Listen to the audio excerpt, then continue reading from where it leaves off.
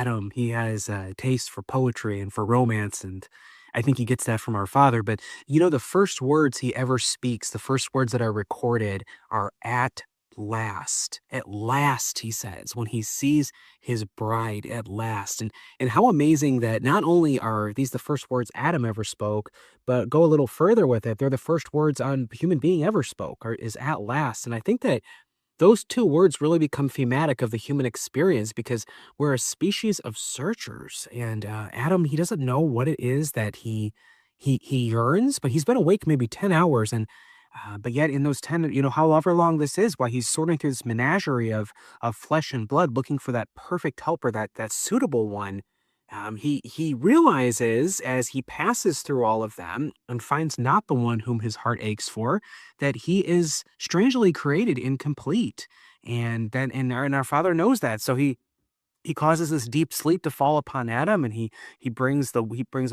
takes a rib from Adam, and he creates the woman out of that, and he brings this woman to Adam, and Adam says, "At last," and he's got this poetic response, and the first words of humanity is poetry, and it's a poetic response to the work of God, and there's just so much to think about right there because that's the purpose of our creation in a sense. In a sense, it's like we're responders. We're responders. We're searchers. We're responders. God's the provider.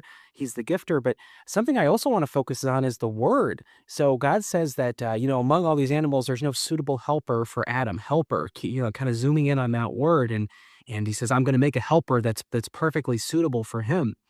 So fast forward to the New Testament, when Jesus first introduces the Holy Spirit in the Gospel of John, when he first introduces the Holy Spirit by name, he had kind of been hinting about the Holy Spirit, but when he first introduces him by name, what does he call the Holy Spirit? He says, the helper.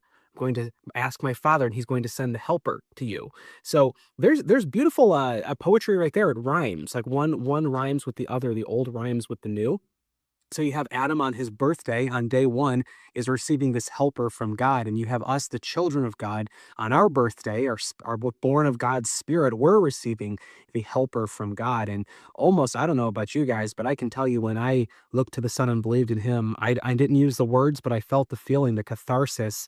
At last, at last, this is the one. This is whom I have been searching for. This is he.